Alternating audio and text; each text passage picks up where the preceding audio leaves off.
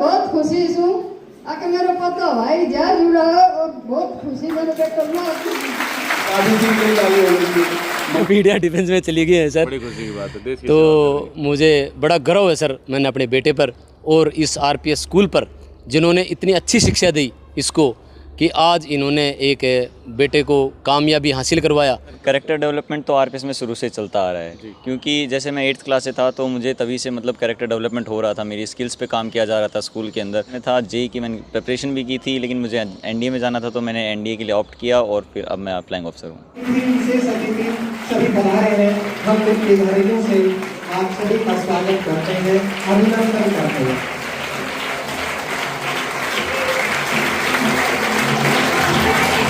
आप सभी का बहुत बहुत शुक्रिया, धन्यवाद। आप सभी बैठे हुए, आप अपना प्रयासन ग्रहण करें। आप अपना नेचुरल रहिए, जितने आपके अंदर क्वालिटी है उस हिसाब से आप परफॉर्म कीजिए, जितना आप ऑनेस्ट रहते हैं। जैसे आर्मी का तो मेन रूल होता है कि ऑनेस्ट रहना, आप अपने अंदर की क्वालिटीज़ को कीजिए और अपने ऊपर कैरेक्टर डेवलपमेंट पे ध्यान दीजिए।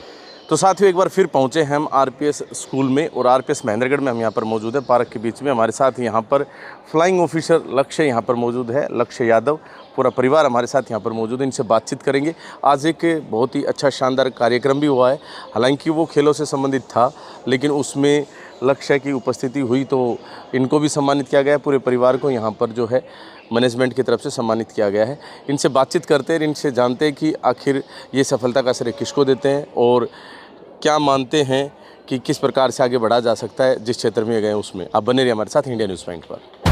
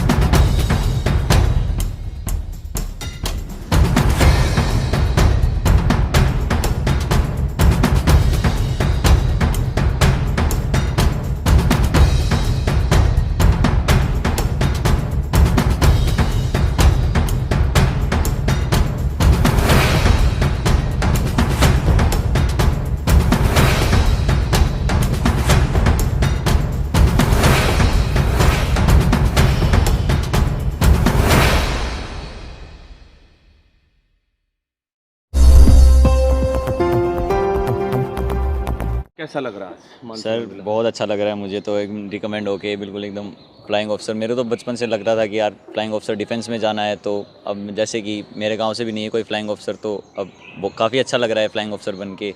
हमारे गांव का, हमारे इनफैक्ट हो सकता है कि ज़िला का पहला फ्लाइंग ऑफिसर हूँ मैं। तो कब बस सोचा था कि ये करना है? सर मुझे तो बचपन से था कि डिफेंस फोर्सेस में जाना है, और लेकिन ये एयरफोर्स का ये अभी रिसेंटली मैंने जब एनडीए की प्रेफरेंस भरी थी तब मैंने सोचा यार अगर आर्मी में सब जा रहे हैं क्यों ना हम एयरफोर्स में जाएँ। जैसे मेरे दादाजी वो आर्मी में है, मेरे फादर आर्मी में है, तो मैं उस लीग को तोड़ के एयरफोर्स में जाना चाहता था, इसलिए मैंने एयरफोर्स के लिए ऑप्ट किया है। चलिए, बहुत अच्छी बात है। कौन सा गाँव आपका? सर लावन।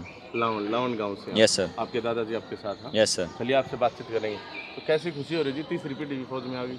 मेरे को आज मतलब आरपीएस स्कूल से बहुत खुशी है, क्योंकि जो मेरा जो पोता है ये एयरफोर्स ऑफिसर बना है, सेकंड लेफ्टिनेंट, और मैं तो आरपीएस स्कूल को बहुत बहुत बधाई देता हूँ। और आगे भी यही पूरे स्टाफ को, आरपीएस स्कूल को, प्रिंसिपल को, सभी को बताऊँ कि ऐसे ही मेंटेनेंस चले ताकि हमारा जो महेंद्रगढ़ है वो हरियाणा के अंदर ऊँचे दर्जा रहे। जी माता जी, राम राम।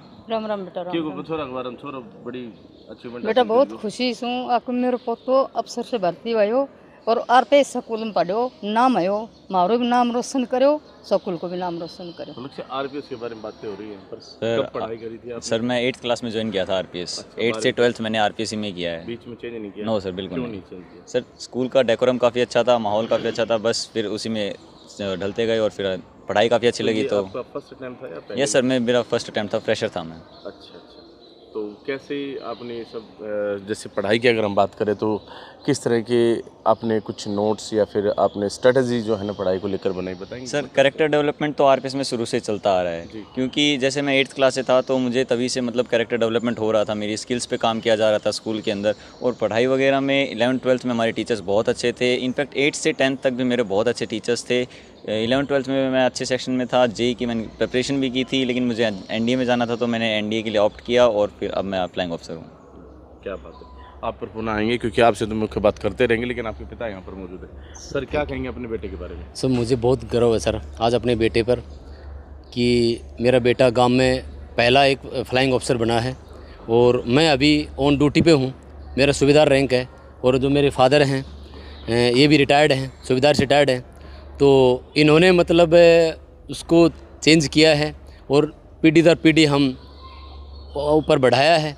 और तीनों पीढ़ियाँ डिफेंस में चली गई हैं जी, तीनों पीढ़ियाँ डिफेंस में चली गई हैं सर। बड़ी खुशी की बात है, देश की तो सेवा कर रही मुझे बड़ा गर्व है सर मैंने अपने बेटे पर और इस आरपीएस स्कूल पर, जिन्होंने इतनी अच्छी शिक्षा दी इसको कि आज इन्होंने एक बेटे को कामयाबी हासिल करवाया और सारे परिवार का, माँ बाप का, दादा दादी का और पूरे गांव का नाम रोशन किया।